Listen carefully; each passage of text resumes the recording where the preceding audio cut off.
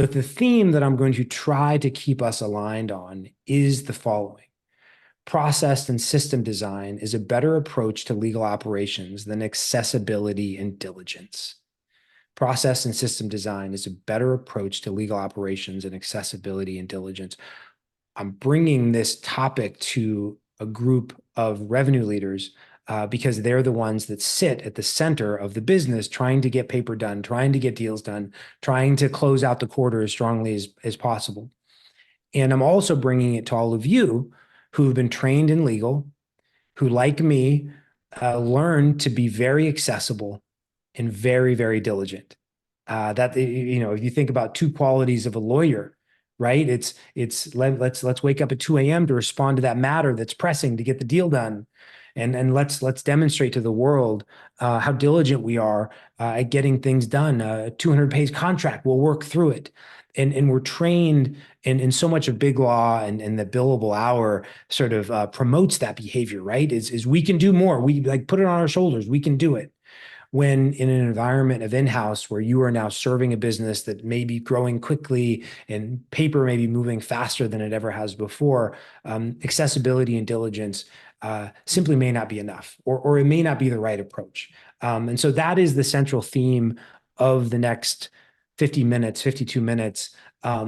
And I don't expect everyone on the panel to agree with all of these themes, nor do I expect all of you to agree with the conclusions or recommendations of this leadership team. But these are some of the themes this is the central theme we'll be focused on.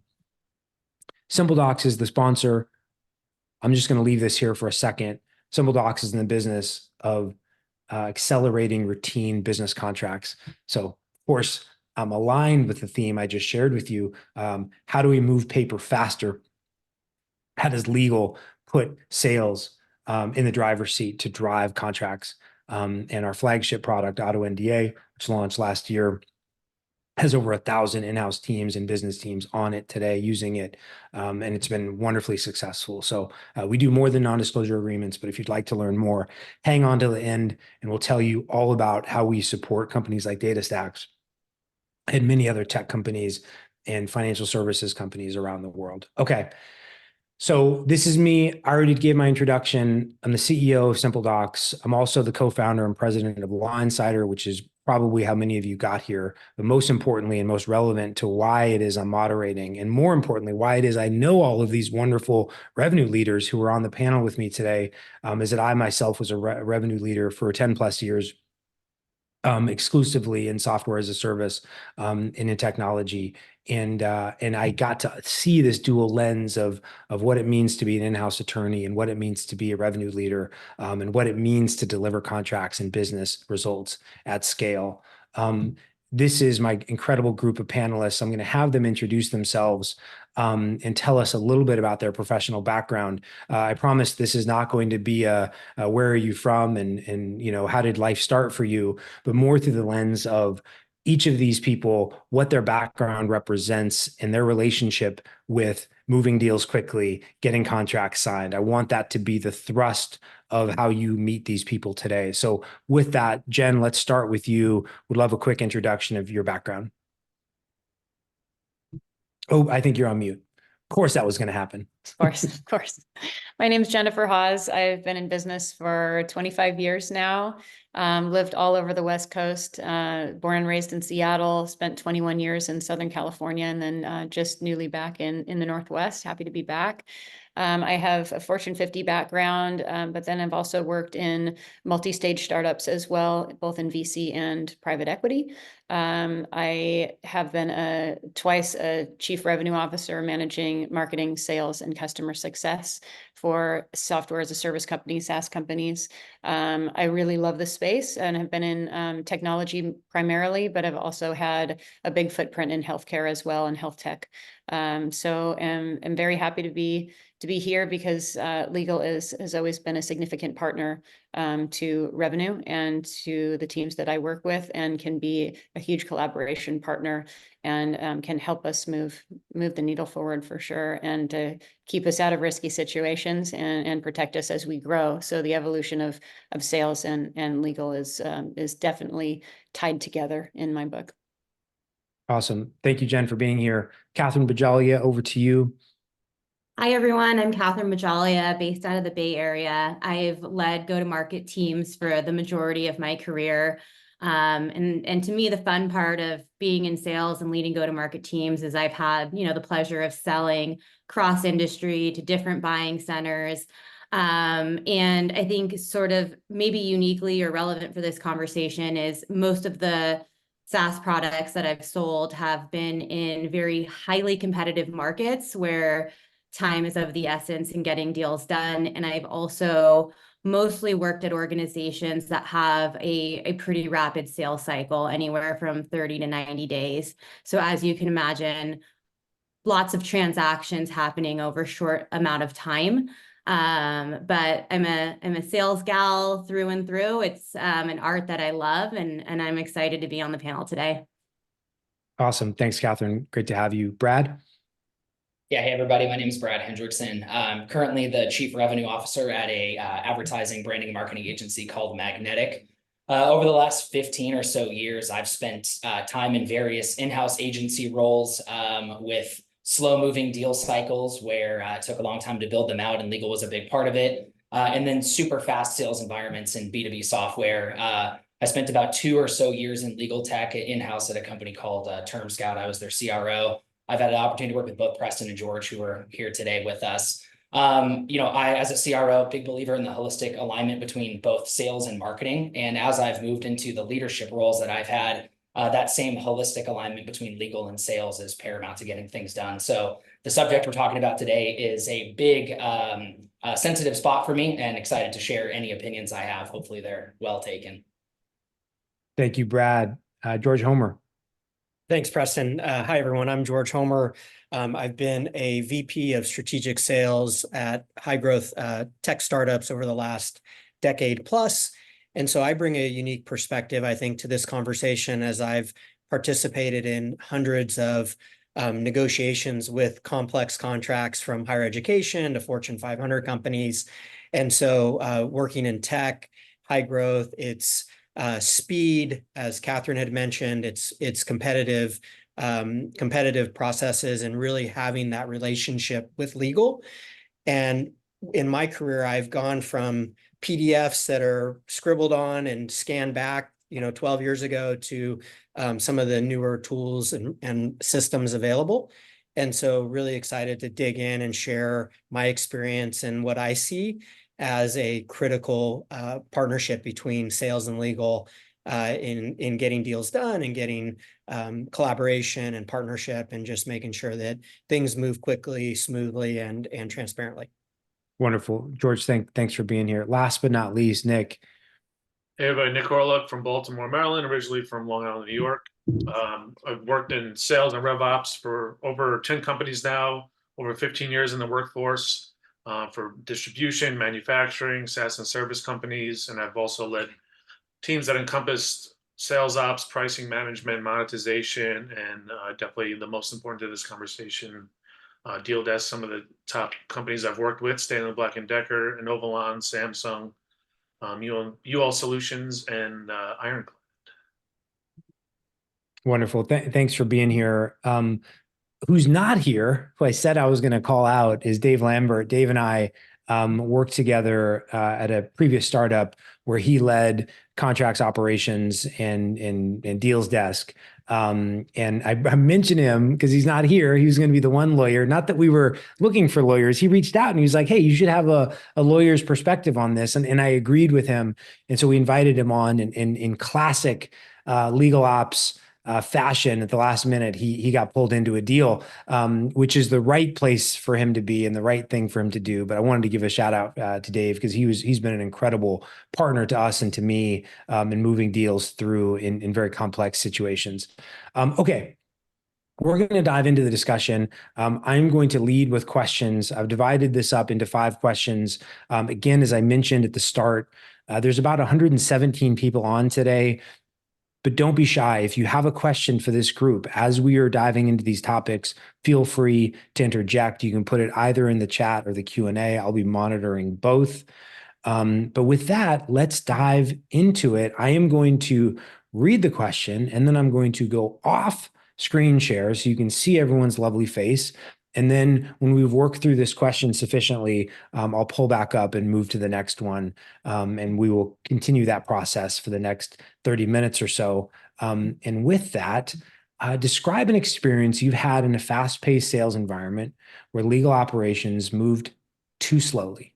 What was the root cause of this slow-moving legal function? And let me just preface this. This is not a therapy session for this fine group of revenue leaders to say how dysfunctional legal is. There's going to be the next slide where we talk about great systems as well. But I think it's a good starting place to talk, because I know many of us, despite our best intentions, have been involved in slightly or fully dysfunctional legal operations processes. And I want to surface some of those as a way to start the conversation. So with that, I'm going to stop my screen share. And Catherine, I'll let you kick us off.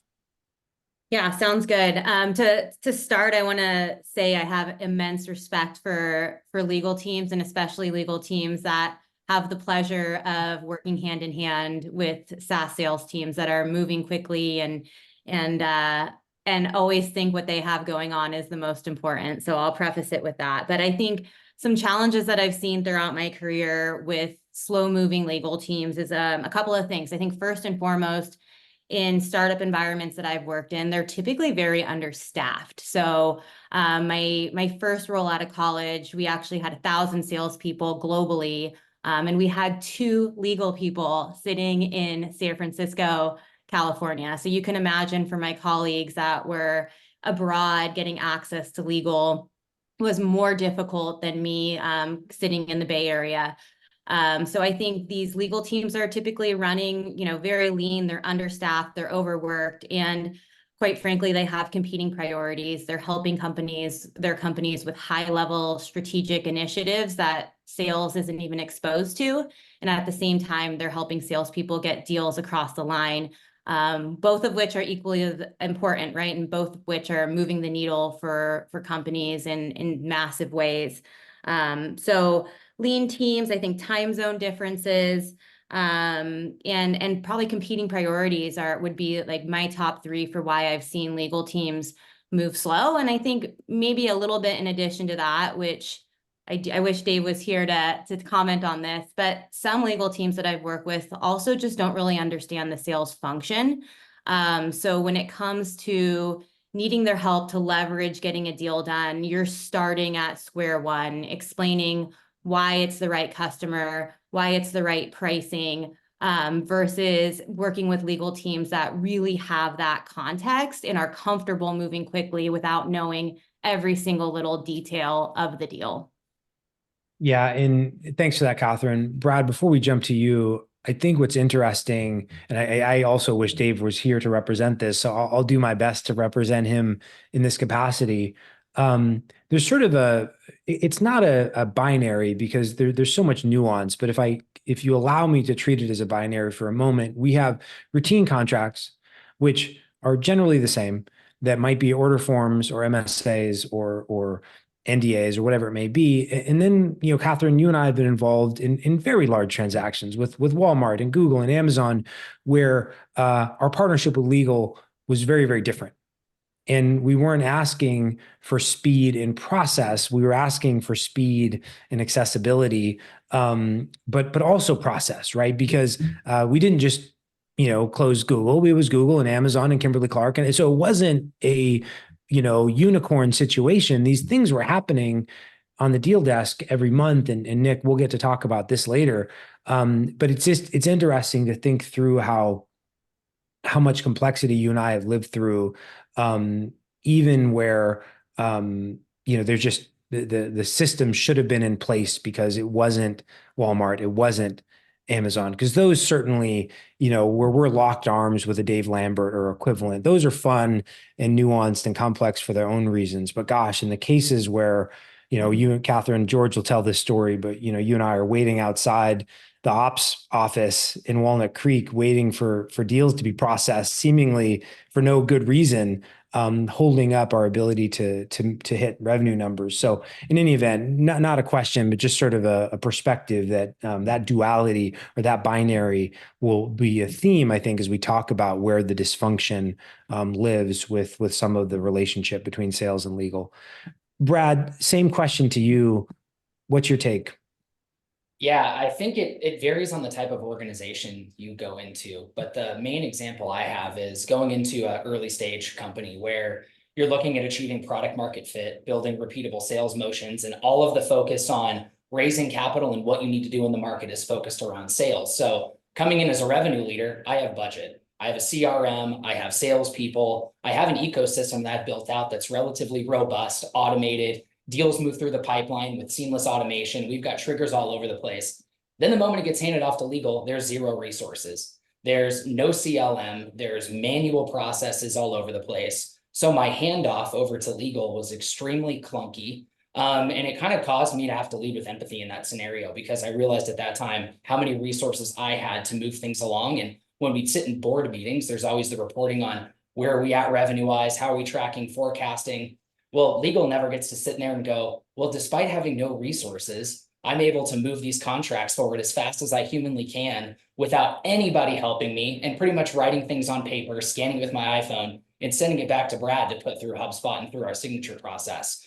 I think a big thing too is, in the slowness, a lot of times you have to understand that it's not necessarily the legals team holding it up. And even if they don't fundamentally understand the importance of revenue and getting deals closed, they're working as hard as they possibly can to get things moved along with the teams and the systems that they have. So in the scenario that I'm in right now, I'm dealing a lot with procurement. And as we go and pitch our services and pitch our terms over to our clients, their procurement teams are incredibly slow in turning things around. So it's interesting that I now get to see on the client side how frustrated they get with their legal teams, knowing that I experienced exactly what they had in-house. And I find myself playing therapist a lot, even with some of the clients I have now on the agency side, just telling them to slow down. I know what the legal team's going through back there. I lived it for a long time. So it's a fun place to be in, but that's where I always think about those scenarios and my empathetic take on where our legal teams were staffed with.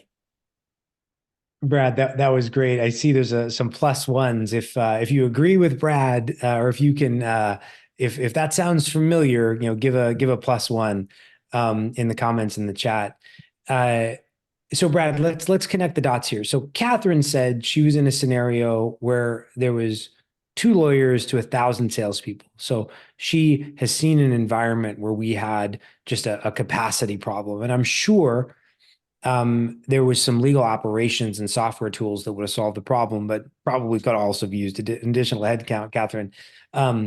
In Brad, it's interesting. It's such a good positioning statement for you to start us off with here around the idea that sales has to get revenue. You have headcount budget, you have tools budget, and then you have supporting budget.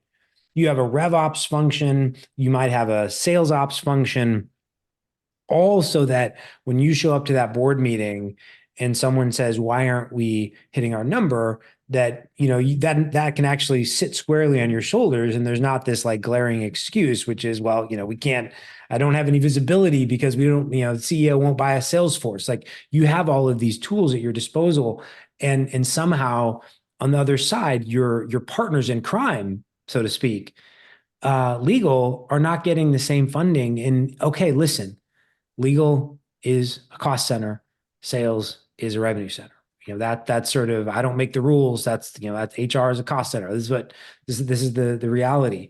And nevertheless, though, to the extent that legal is, and I was going to say part of the sales organization, that's where I'll get, I'll anger someone if I say that. They are a partner to the sales organization. And to the extent that the sales tools, Brad, are not sufficient for them to enable you. Let me say that again. To the extent that the sales tools are not sufficient for legal to enable you to get deals done, there is a gap. And we won't talk about it today, but there's this budget gap. Like, I'm out here selling legal software, contract software, and the question comes up of where the budget's going to come from. And it is an interesting discussion where one of the first questions I ask is, who feels the pain?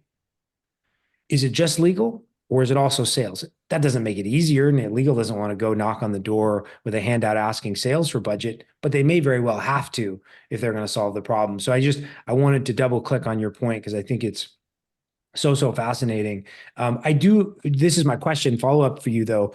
Have you been in environments where you've seen either through technology or through a technology partnership where maybe legal, God forbid, is inside Salesforce or something else? Have you seen scenarios where there's been better tech alignment?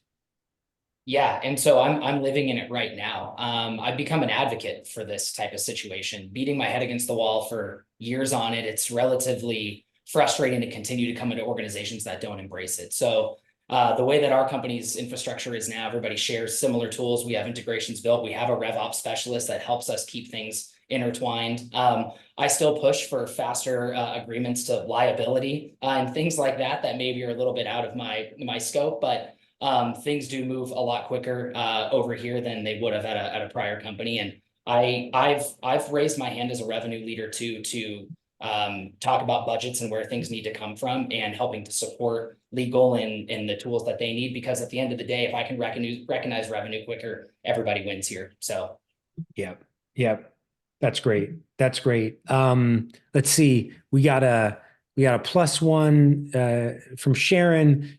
Sheila, I like your style here. Sheila says, legal or revenue advocates, let us in and we will close the deal. Sheila, I'm going to put words in your mouth here for a moment, but I assume there's a suggestion there that oftentimes sales is not inviting in legal, or excuse me, vice versa. Sales is not inviting legal in to the process, and legal wants to be an advocate and wants to support the process. So I'm sure that is an equal challenge in all of this, where maybe sales is afraid of bringing in legal, wrongly so. We got a +1 from Jenna. We got a +1 from Shoshana. Sheila, we are partners, not enemies. I think everyone on this would agree. We may have had some enemy scenarios, but for most part, that's not how it should be, nor is it how we want it to be. Okay, next question. We're 28 after, so we're running a good pace here. Describe an experience you've had in a fast-paced sales environment where legal operations move quickly to facilitate new business. What enabled legal to move at a fast pace? So Brad, I kind of started to bridge that question at the end there to you. George, let's bring you into this and get your take on this question. Yeah, thanks, Preston. And I can really relate to what Catherine and Brad had mentioned around budget, tools, allocation. When you're bootstrapped or not VC funded, it's tough to get tools. So really appreciate what was said there. And so just to frame up a little bit about my background and my perspective. So I worked for a company, employment law, compliance software. Our CEO was a lawyer, founder, and our general counsel. And so for many, many years, I would work with him directly on contracts. And so contract negotiation, red lines, and he brought a very emotional perspective to those because he was the founder and CEO. And so there were some things I think that were challenging for him to go through. But in my experience, in just my career in totality, I have a ton of empathy for legal and their partnership with sales. It's hard. It's a balancing act. It's making everyone happy in a very, very difficult situation where the customer wants certain terms and the company that I represent wants certain terms, and then finding a simple, a compromise. And it's really a collaborative approach. And so in my experience, what I found where deals are moving quickly is that my legal counterpart within the organization really understands the sales process, our goals, our objectives, how we move through the process. So they understand the business, they understand the sales cycle, but they also understand the problems we solve. So when we get on the phone with procurement, we're not going into a black hole that takes 30 days to get through. We're actually addressing the champions' issues, how we solve those problems, why this needs to happen. And so it's really the legal partner understanding the business, understanding the sales process, and then being an advocate to move things forward, as smoothly as possible. Yeah, I'm seeing an additional comment from Sheila as you're commenting there. I'm going to piggyback on hers and then sort of bridge this to a question back to you, George. Now, full disclosure, George and Catherine and I have been in the middle of, hundreds and hundreds of deals. And I'm not saying that in a bragging way, because we have lots of battle scars to show for it. We have sold lots of software to government organizations, to colleges, public colleges and universities, to some of the biggest systems, some of the biggest software companies, Amazon and Google, and all of those sort of revealed a level of pain and complexity that was hard to get through, but nevertheless we did. And George, I think that if I were to sort of phrase one learning, and I think it's aligned with Sheila's comment, is that once we really understood the DNA of the contract, and in our case, it made sense for us to understand it because we were moving hundreds and hundreds of those contracts a year. We understood the fallback provisions. We understood the parts that could be forgiven. We could understand the parts that could be swapped out. That's not a legal technical term, but the ones that you could say, oh, you want term for convenience, then price goes up by X. Or what are the things that allow us to move this through that are either fully commercial in nature or kind of commercial in nature, which, side note, that tends to be the gray area. Things for like term for convenience or auto renewals, those are things that technically live inside the body of the agreement in most cases, but are very much commercial terms. And I think, George, as we developed a cadence and deeper understanding of the business's position on those, we could bring it into the sales process rather than waiting for it to be something that just gets redlined through. So I don't know if you have any reaction to that, George, but I feel like so much of our efficiency came from our deeper understanding as a sales organization of what was inside the contract and how the business felt about the provisions inside the contract. Yeah, no, you're absolutely right. And so I was trained, essentially, quote unquote, trained by legal to really understand some of the preliminary terms that could be that would be pushed back against. And so understanding those, addressing those within the sales process would just make things easier for legal. So that once we got to, a point where, okay, I knew enough to be dangerous with the contracts, but now I have to come in with legal, I could articulate the stance from the prospect or prospective customers position. And so help really bridge that knowledge gap to give them more information to make their job easier.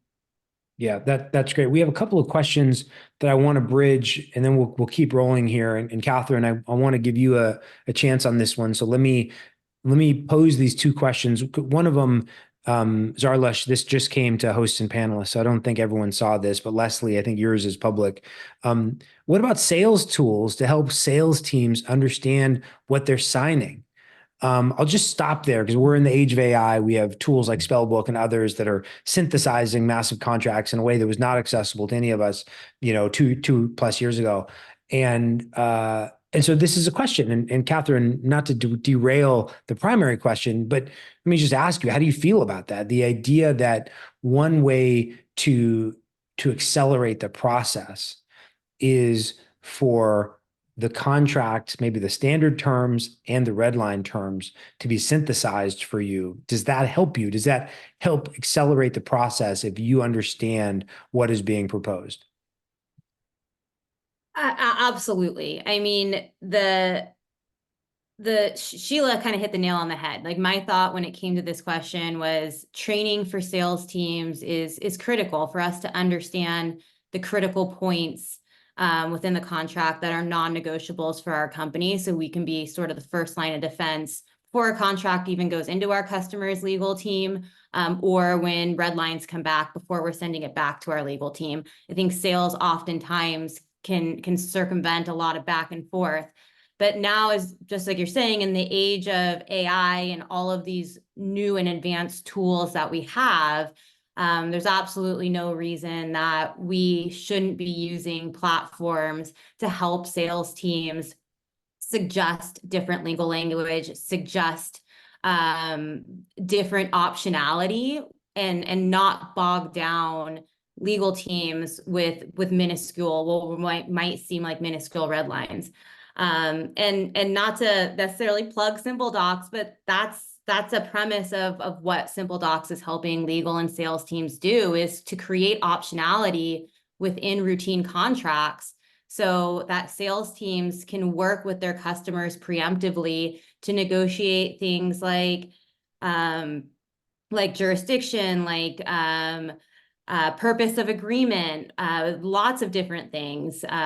So I think that's the new future, is using tools and software to circumvent some of the back and forth that has to happen. But I think ultimately it gives legal teams more control, right? Because they're able to provide sales teams that optionality that they're already comfortable with.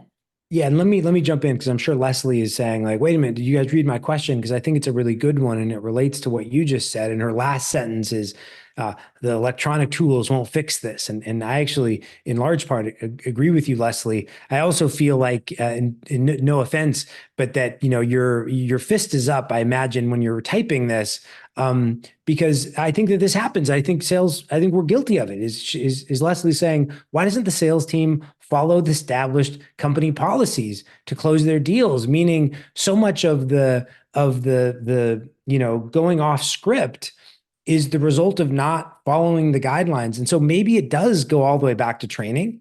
And maybe that's a cop out. Maybe sales does know, and they're just going rogue as they deem fit. Now, I will say, in sales defense, it's a hard job. You're trying to push paper to the finish line, and it's not always a straight line from zero to close. And oftentimes, you're revealing things later, and you're like, well, why didn't you tell them that 3 months ago? And you're like, well, because that's sort of the stage with which this information was revealed. And now they're upset, but we're going to work through it. And so it's not a perfect process, but I think it's a really fair comment, Leslie, because the reality is, if there was a deeper understanding, and there would probably be a greater adherence to the rules that have been set out. But we can talk more about training later. Todd, I think your question is great. That's a big one, though. That's like why we are here today. So I do think that we'll talk more as we go. I think Nick's going to have some great perspectives on that, as will Jen. So we will get to that. Zed, but isn't it sales' job not to manage legal risk? How does this fit into the answer here? Totally good question, and it creates some complexity, because Zarlush at top is saying there's new tools. Let's summarize this information. And I'm sure half of you are like, that sounds good. And then the other half are like, well, wait a minute. Do we want sales having a better understanding of the nuances of liquidated damages provisions? Like, maybe, but maybe that's not where they should be focused. Maybe that should just go back to legal, and needs to be a faster process. So it is a really good question that I don't think we have an answer for. Sheila, playbooks are essential. We should talk about playbooks. And Nick, thanks for jumping in the chat here as well. Business leaders need to help with rogue sales. Yes. Maybe we'll do a webinar on rogue sales. And we'll all tell some stories about that. This is great. So I'm going to jump back here. I'm checking, do a quick time check. We are right on time. So this is great. Thanks for all the comments. This is really adding color to this. Brad, you stand alone on this one. Describe a scenario where legal lost sight of the big picture. I promise after this one, we're plugging in Jen and Nick. This was just sort of the sequence of who the questions lined up to. So Brad, let's hang here for a couple of minutes. Tell us a story, and let us all cringe with how that story played out for you. Yeah, no problem. This kind of parlays into some of the comments here about standard contracts and sales understanding of them, and what paper we're willing to accept and which ones we need to escalate. But I'll never forget a time where we were trying to purchase just a critical piece of software for operational perspective from our clients. And as we moved that paper over to legal, we of course reached the critical impasse of let's look at the liability clause in the contract. It raised concerns. it stalled negotiations. Our legal team, they wanted to remove clauses that put us all the way back into negotiation. The deal really needed to go through. We're looking at end of quarter, critical reporting to the board, things that we need in order to recognize revenue. And so, of course, on my side, I start to get obviously a little bit manic with, we need to push this through. Why can't we accept this? It's not that big of a deal, but because our company's legal playbook said it needed to really be rigid in the way that we structured this. Unfortunately, we missed the opportunity with that deal because we were not able to have our legal team bend and break in any capacity. The deal moved to the next quarter. By the time our legal team actually said, hey, the paper that the client presented is actually fine, they moved on to a competitor. And so we lost the deal completely. I think the lesson learned here again is balancing risk, but also as the salesperson, knowing what your legal team's playbook is. So as you're receiving that contract, you can help even during your sales process say, look, I've already taken a quick glance at your standard terms. I know our legal team's going to have a problem with this. Is there any way that as we're negotiating this deal, we can also begin negotiations on the legal side? Thus, it doesn't have to slow it down on either side. And that was a really big eye-opening experience for me. Missed revenue, missed quarterly goal, rep lost commissions. It was just a big thing that where, I look at deals now, and particularly in the agency that I'm at, long sales cycles, but we start with standard terms almost 2 weeks into the negotiation process. Legal handles it. We can have those discussions. That way, by the time we're ready to execute, all parties have seen from both sides. So unfortunately, that legal team wasn't willing to break. But again, I think there's some onus on the sales side to prep them towards what they're going to be looking at, and not just say at the 11th hour, hey, this needs to be agreed upon because I need to close the deal. Yeah. That's great. It's a great story. It comes back to training, I guess. And I'm seeing these comments about playbooks and just, I saw a memo come up. Sheila, I've never seen a memo. We need memos. This is great. And no excuses, right? Sales can do better. Sales shouldn't go rogue. But here's a scenario where Brad, maybe missed his bonus and, couldn't take the family on vacation because this thing got delayed inexplicably. I'm going to jump to the next question and tap Jennifer. While I do that, I'm going to tell my anecdote. This is just meant to be a funny story, but my first year as an in-house attorney, I was in-house at the University of Miami. And I didn't know anything about the risk appetite of the business. And it was finals time. And there was an organization that was going to come in and they were going to bring puppies and dogs to reduce the stress of the students on campus. And awful Preston, a young in-house attorney, was like, nope, that's too much risk. These dogs are going to come in and bite students. And so here I am killing this initiative, having no sense of the actual risk, if there's any at all, but that it was enough to just kill it. And I'm sure someone was just like, what is wrong with this guy? But it's amazing how it's not always legal's fault, but sometimes it is. And I know that because it's been my fault before, where I've sort of over-indexed on false risk. But maybe that's just because I wasn't a very good in-house attorney. But let's jump to this next one. Jen, I'm going to tap you first. What's a scenario where legal operations and sales operations work together to streamline the contracting process? Let's jump to you, Jen. Yeah, so I've worked in both big companies and small companies, and GE, Cisco, HPE, Oracle. Worked a lot with legal teams that are in-house, but then also have worked with outside counsel, and then brought legal counsel in-house for more startups and mid-market companies that were going through transitions. So I would say, oftentimes if you are very early and you don't have standardization yet, and you haven't brought an in-house counsel in yet, part of my role as a chief revenue officer was to figure out how do we balance risk and the pace of the business. And then how do we standardize so that we don't have 300 versions of our contracts with 600 customers, right?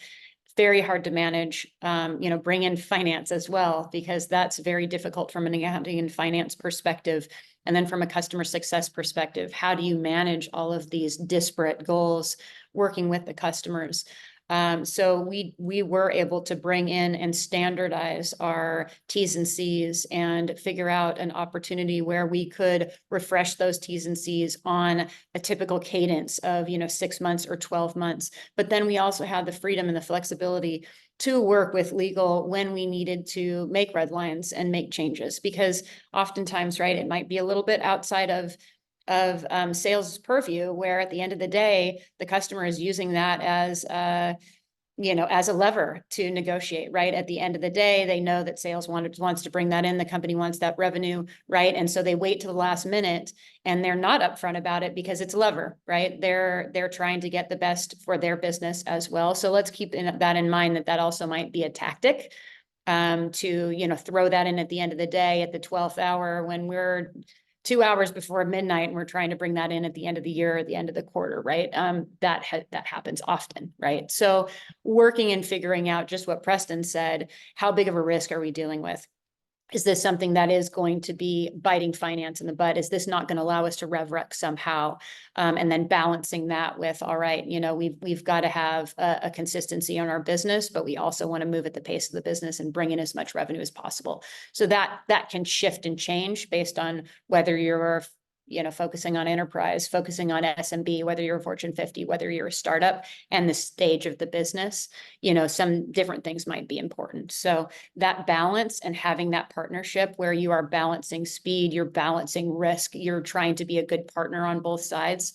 That's the big thing that I see, that, I try to get all of my teams to be a good steward, to be a good partner, and figure out, who is your customer, right? Marketing, sometimes sales is your customer, right? On the sales side, sometimes you're working with legal, and what does that mean? What does that mean to be a good partner to legal, and then vice versa? How can we be a good partner to legal on the sales side, on the marketing side, on the customer success side, and then vice versa? How does legal be a good partnership to us? And that kind of a whiteboard session, I think, would be really valuable, understanding what are the goals on both sides.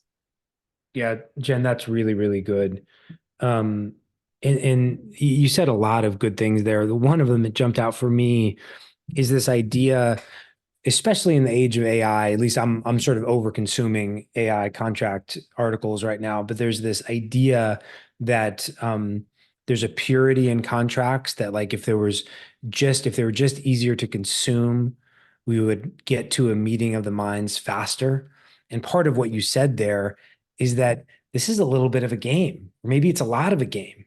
And so it's not always that information is shared concurrently, or that your initial stance is a reasonable one. If anyone's ever purchased a house, there's this, so there's an offer, and then they offer way up here, and you're like, why are we doing this? Can we just agree on the middle? Like, nope, we're going to go through this. We're going to come in, because this is how the dance goes. And in sales agreements and in complex deals and transactions, it occurs to me that it's not a dishonesty. It's gamesmanship. I don't even know what you would call it.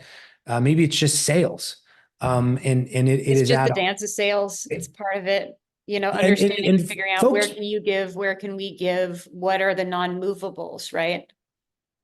Yeah, the non-movables. And I wonder if folks in the comments, maybe this is a little bit obscure, but share your thoughts on that, because effectively what we're saying is that there's going to be some gamesmanship to this, and all the more reason for sales to know what the levers are, so that they can play the game with as many levers as possible. But that requires that you really know what your levers are in order to do that. But it also means legal is a bit sort of held captive of, like, why haven't you told them that yet? Or, why are you representing this? And it's like, oh no, we're just playing the game. And it's like, well, this doesn't seem like a fast way to get through the process, when it turns out, it's how deals get done. There was something else you said, Jen, that I wanted to double click on. I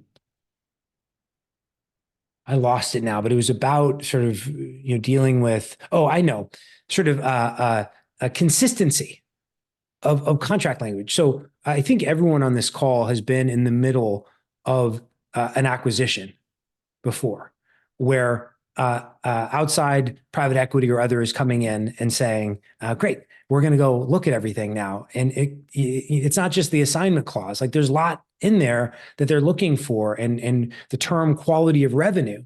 is largely dictated by the quality of the contract structures, which is largely dictated by what sales was able to negotiate consistently and things like auto renewals and things of that sort. So also just a really good reminder that having that partnership with legal becomes so important.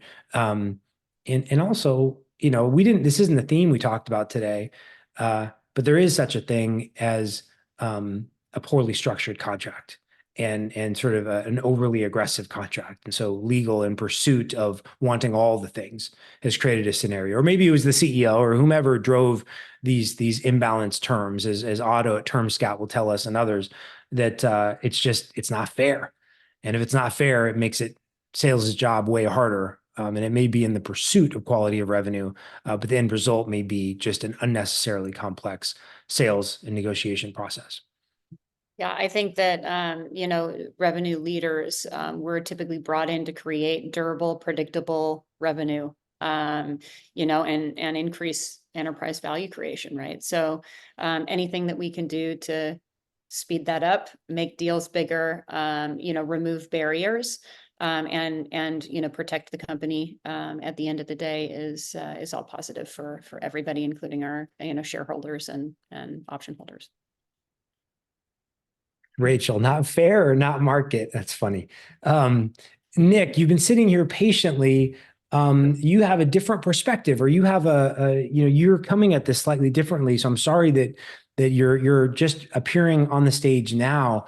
But let's jump to the last question and this question. So I'm going to sort of combine these. Same question to you. Tell us a story about where these things worked well together.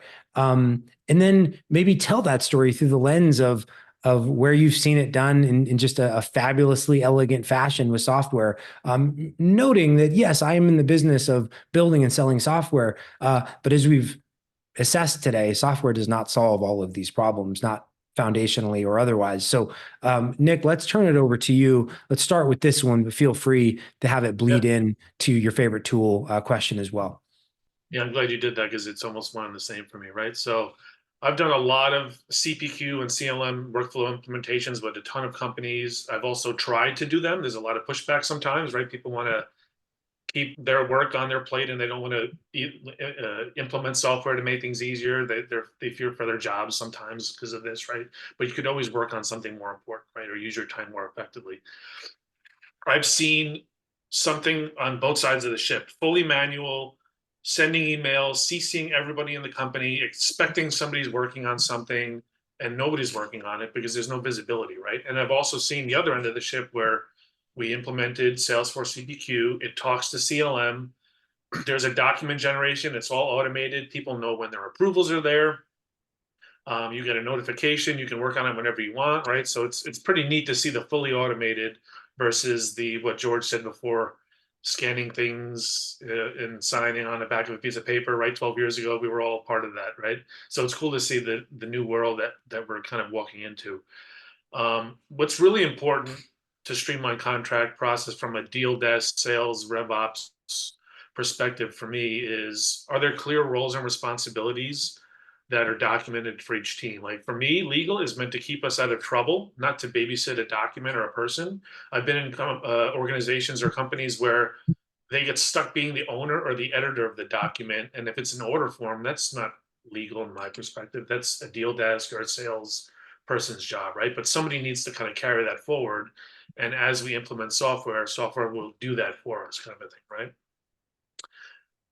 The required fields that are brought over from Salesforce or any other CRM that you may use, that are brought into the document. That makes it a lot more streamlined. Name, dates, pricing info. If you've done a whole pricing project through CPQ, terms and conditions are summarized for sales with documentation on the allowed variance for approval. So I think I just made a comment before, right? Do the salespeople in your organization know what each term is? Us and rev ops and sales ops call it legalese, right? Like we're looking at things that we really don't understand. But if you simplify it for a team or the rest of the organization and tell us how far we're able to negotiate or what other things may affect it, you just said before, Preston, price might go up 2x because of this kind of thing, right? Like how far can I go from the standard term? That makes it a lot more streamlined too and faster. Again, when approvals were triggered, I've seen it in, here's an email, CC'd everybody, read the document. I'm not going to tell you where the changes are because it's a totally new document and there's no red lines, right? So then you have to reread, look what the old document was, what is the new document, what is the differences, right? Software does all that for you now, or it should, right? It should tell you what was deleted, what was added, by who, at what time. And then the approvals that are triggered, if it's a pricing approval, is it a legal approval? Are we able to accept it? And again, when notification goes to everybody, it just makes it harder for somebody to see who owns the action, because you think somebody else is going to work on it, and it's really nobody's working on it, right? Unless the system is like forcing you and reminding you. And all that stuff that I just kind of blurted out, I have not experienced a month or a quarter where deals didn't get done due to automation. It's pretty cool seeing both sides of the ship. So I'll stop there for any questions. Yeah, there's Zed just came in with one, but there's so much legal sales software out there, CLM, Ironclad, et cetera. How has that not fixed these problems? I have a Budget. perspective on this, but Nick, you go ahead. I think it's just budget and fear of it, the software not really fixing it. You have to see what the software can do before you really understand if it can fix your organization. Yeah. That's my perspective. Yeah, and the legal contract space is still very young compared to the other enterprise categories, namely CRM and HR, HRIS. Like these are multi-billion. There's multiple publicly traded companies that support those categories. I don't. I guess there's DocuSign sort of with the acquisition of Lexion, but as a general matter, like there's not a lot of CLMs that are fully mature in the market. It will be, it's coming.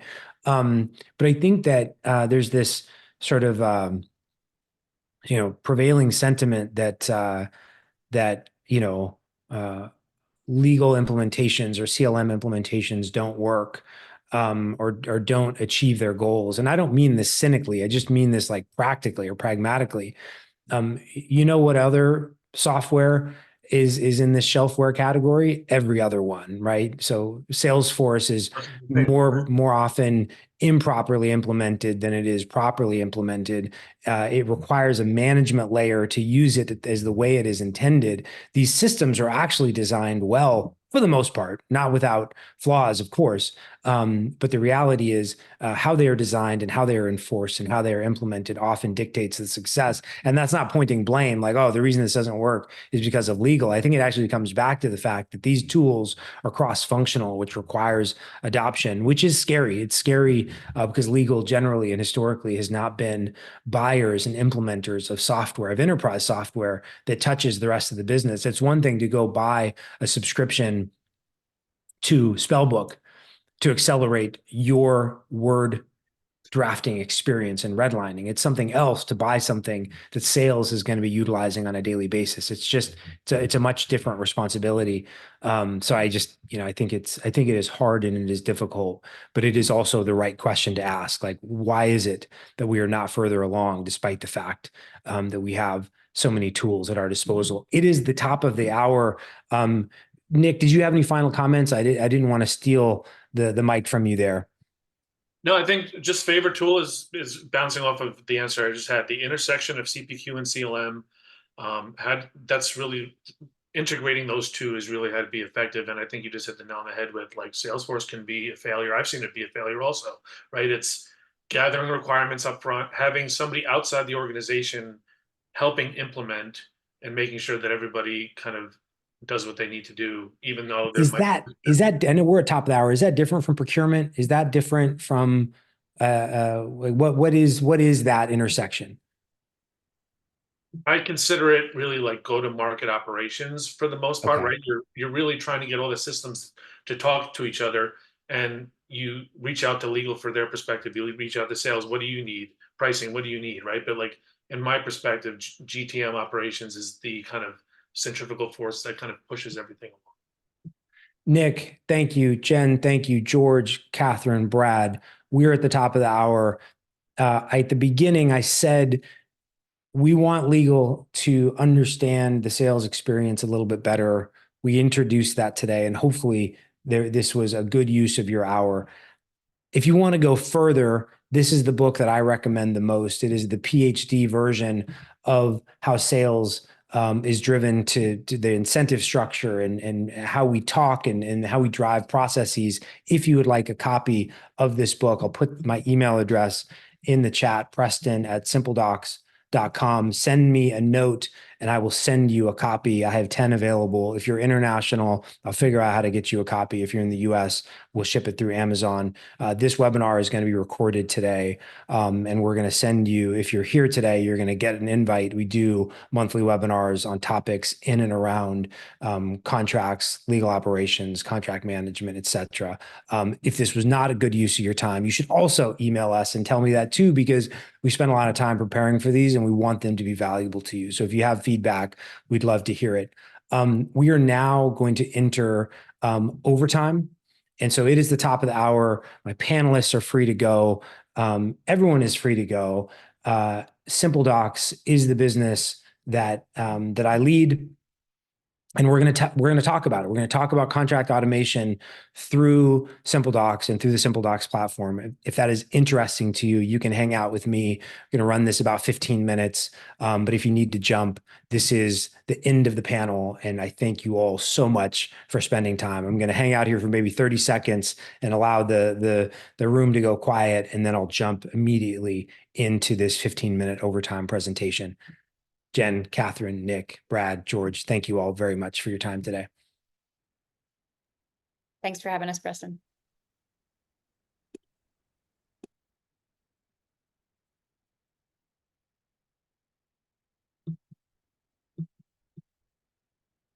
Okay. I'm going to crawl my way into this and then I'm going to speed it up. I want to give people a chance to move. If you grab a cup of water, grab a cup of coffee, whatever you may need to do. My name is Preston Clark, as I mentioned at the outset. I am the CEO and co-founder of SimpleDocs. At SimpleDocs, we automate routine business contracts, saving time for legal teams and accelerating deals for sales teams. Today in the webinar, we talked about, or at least from a backdrop perspective, we talked about this binary of routine contracts and very, very complex contracts that require a lot of heavy negotiation. Both matter. It's that second problem that I think is harder to solve. I think AI tools are helping us.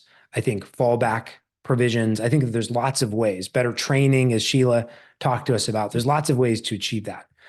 What SimpleDocs is primarily in the business of doing is the other category. Maybe because it's not as hard, candidly, because what we're trying to do is free you up to spend more time on the parts that really require you as in-house legal teams and contract managers to do the hard work, to do the complex negotiations, to do the complex deal structuring. And so the flagship product of SimpleDocs, which is the one I'm going to talk about today, is Auto NDA. We automate non-disclosure agreements, and we can automate any agreement type. But we lead with this product because for so many organizations, as someone in the comments asked the question, they said, why is it for all these tools are out there, these problems aren't solved? Well, it turns out that even though the ironclads and all these massive software platforms are out there, there are simple workflows that aren't solved as efficiently as they ought to be. And so we have launched Auto NDA. We launched it about a year ago. There's now more than 1,000 organizations, in-house and business teams on the platform. The success has been incredible, exceeded my expectations.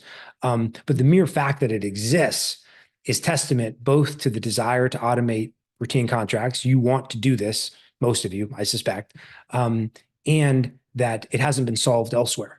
It's not solved by default in DocuSign or Adobe Sign, nor is it solved by default or expansively or comprehensively through the leading CLM platforms. And so we get to insert in the middle. A lot of our customers have CLMs. We integrate with CLMs. We're trying to do one thing for you exceptionally well that takes you out of the process. And so I'm going to take just a few minutes now to tell you about it, what we do, and if you would like to try it out, I'm going to tell you about how you can start testing the product like today. It'll take you 5 minutes to implement and start testing, believe it or not. So this is me, Jordan Trevino, Ali Wakar, and Electri Apona are my business partners, and we've been building this for about a year and a half. And as mentioned, there's 1,000+ in-house and business teams on the platform globally, and we serve tech companies, financial institutions, healthcare organizations, all kinds, with the one thing that they have in common is that non-disclosure agreements move their business. They're the first step in the process, and we have solved that. And so if we can solve that for them, we can solve other problems for them in the future. But this is where we start. This is our flagship product. These are the problem statements that we're leading with. We need sales and business teams to self-serve NDA requests without involvement from legal. You probably need this for more than the NDA, but at very least, it should be for the NDA. We need to streamline common NDA negotiations. We're not going to change how you redline. We're not going to tell you to not be inside Microsoft Word, but there are certain consistent NDA negotiated terms that ought to be in-app negotiation experiences so we can get to yes faster for something that often isn't negotiated at all. We need all signed NDAs to be tracked and stored in a central repository. We need NDA requests to be and completed contracts to be integrated into our existing business tools. We have the slogan here that we want your legal tools to function like business tools, meaning we want your sales organization to experience auto NDA as if it were a Salesforce, which means that we exist inside Salesforce or we exist inside HubSpot. So this is the sort of thesis of the business. Self-serve access is at the core. How do we get contracts out the door faster? Putting legal in a place where they're implementing the rules, but enabling sales to move at 2 a.m. on a Sunday at the end of the quarter, whatever it is. That contracts are stored, alerts are enabled, that all of these are secure, SOC 2, GDPR, AWS Ireland, everything that you expect from a secure platform, but that everything ends up there. For a lot of organizations, whether it's your NDA or your DPA or whatever it may be, you know that they're getting signed, but you actually don't have visibility. Maybe they're being attached in Salesforce, but you don't have a central place where they're ending up. And with our platform, they can also end up in all those other places, but it ensures that it's also ending up back where you have visibility. So when your CFO or your CEO says, where is X, you know exactly where it is and how to find it. Streamlining common negotiations. Some of our customers turn this off depending on how much leverage they have in the process of initiating an NDA. If you have full leverage, then you don't need to allow for any negotiations. But to the extent that you have 20, 30, 40% of your NDAs being negotiated, this is where the ability to do common in-app negotiations can save you a massive amount of time. And of course, we do integrations: DocuSign, Dropbox Sign, Adobe Sign, Slack, Teams, HubSpot, Salesforce. In the case of DocuSign and Dropbox Sign and Adobe Sign, the integration literally takes minutes, seconds really, to set up. And if you don't have a SimpleDocs or Auto NDA account, right after this call, make sure that you get one so you can start testing this out. And then in a more complex level, we can exist inside. And we talked about this a little bit today. It was a theme of the webinar, this idea of showing up in the right ways and making things more accessible, not you accessible as lawyers, but tools accessible. And listen, to be clear, complex deals, complex negotiations, all of these software tools, all of this integration doesn't solve the existential or the foundational problem. But if we can pick off the most rot, the most standard, the most structured parts of our business, and maybe that's an order form, maybe it's a DPA, maybe it's an MSA, maybe it's an NDA, then we can clear up our times to be focused on the things that are in fact a much better use of our time. Okay, something that comes up. We are, SimpleDocs is a very, very affordable platform. It ranges between $100 a month to $300 a month, and you get to, basically run anything through it in terms of volume of non-disclosure agreements. It's unlimited access to your entire business. But even still, we find that business cases have to be made. And so this is both sort of an educational point and just sort of a point of information about our business. And that is that we know that for lots of legal teams, you are not customarily buying software. and whether the software is $50,000 a year, or in our case, maybe a couple $1,000s a year, you still have to be ready. You have to go into the CFO, you have to go into your CEO, whatever your operations may be, and say, here's what we're doing, here's why we're doing it. And so we try to be a good partner. This is just a sample business case, a one pager. We have more expansive versions of this.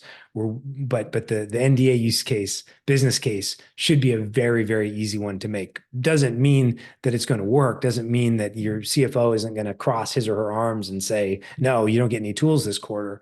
But it should be pretty clear that there's an ROI, in that you know how many NDAs approximately you do a month or a year. You can estimate how long it takes to get that routed through to signature and back into Salesforce or wherever it needs to be. And it's who's requesting it. It's how long it takes to get it populated, how long it takes to get out, what the negotiation process is, what it means to get it archived, what it means to get that archive up into the system where it ultimately needs to live, maybe Salesforce or HubSpot. You aggregate this and summarize this into a business case, and it's very, very clear that tools like Auto NDA, we're not the only ones to do this, to be clear, create a very, very clear business case, and hopefully a compelling one, especially at a lower price point. This is the last slide I'm going to show. Then I'm going to take 3 minutes to show you what the product looks like, and then I'm going to let you get back to your Tuesday afternoon or Tuesday evening, depending on where in the world you are. Data and privacy, we're AWS Ireland, we're SOC 2 Type 1, we'll be Type 2 next month. We have a trust center at trust.simpledocs.com where all of our policies are stored. It's powered by Drata. We're GDPR compliant, and you can go to our website and read more up on our policies there. I'm going to jump into the platform for just a couple of minutes, and then I'm going to let you get back to it. This is the trust center, if that's of interest to you. And then we also have a privacy center here as well. This is the webinar. Yeah, you can go all the way to the bottom. I know that due diligence becomes a really important issue, so you can go to our privacy center at the bottom. Okay, first things first. I think some of you, maybe even many of you, already have an account with SimpleDocs. If you don't, you can create one right now. I promise no one's going to try to call you immediately and sell you anything. We will eventually, of course, but you should feel comfortable in jumping in and giving it a try and testing it out. I just put the link, the sign up link, into the webinar chat. Okay, so once you are in the platform, I'm going to log into my account. And again, this is going to be really easy for me to explain because the product is really simple. It's super powerful, but it is super, super simple. Everything runs through workflows. We have 3 standard workflows that come preloaded, but we do custom workflows. So we can ingest custom non-disclosure agreements, any agreement type you need. But what is preloaded into the free account that you will create when you go to the link I just put into chat is you're going to have a simple form, which is a counterparty initiated agreement. So if you want to just send out into the world an NDA that counterparties can initiate to start the review and signature process, that's a very, very simple way to structure it. And it's incredibly powerful. You, in effect, are going to, and I'm loading this up, you're going to brand it with your logo here. You can describe what it is. And all the counterparty is doing is inputting their information, whether they're a company or an individual, and hitting submit, and it's immediately routed for review and signature. The more sales enabled version of that is where you go to, and this is the standard version, which is here, where you're going to go in, create your defaults, set your default purpose, your default confidentiality period. We can do this for your NDA. This is preloaded with the one NDA global standard, but we can do this for anything. You'll set your settings, who can make edits, who can access and generate requests. We have something called Simple Link, which means you can turn this on for your entire business. Anyone in the business can come in and generate requests immediately. All they have to do is confirm that their email address is associated with their business, with your business. And you're immediately brought in to the platform to generate the request. You'll set up who the approvers are. You'll set up who your signers are. And then we have wonderfully complex and sophisticated repository review or repository permissions, excuse me, so you can dictate who sees what within the organization. We support multiple entities. We have custom branding. The integrations is super, super fast. This doesn't show HubSpot and the others, but those are pro features. But you can immediately, within seconds, integrate with DocuSign or Dropbox Sign. It's an incredibly elegant platform. I'm so proud of our engineering team for what they have built. And then you can add users, you can create default rules for these user and access rights, who's an admin, who's an author, who's a creator. And then everything ends up back either in the repository, which is fully searchable, and you can go into contracts and see whether it was negotiated, what the core terms of it are. You can download it, you can access it, and it's all very, very searchable with a ton of preset fields. This is where AI is coming to the product next month. And then you have a request view where you can see visibility into what contracts are outbound, what contracts are in process, NDAs are in process. And that's it. It's incredibly easy to get started. So I encourage you to play around with it. You can go create an account. You'll immediately be brought into the environment that I just shared with you. And the last thing I'm going to show you is just what the counterparty experience looks like, meaning what does the other side actually see, and they're going to see a document. You can have a description here. Your variables will be up top, which they can propose changes, the core terms, and then they'll have the ability to sign at the bottom. That is it. It's 17 after. If you're interested in trying this out, go to simpledocs.com/sign up.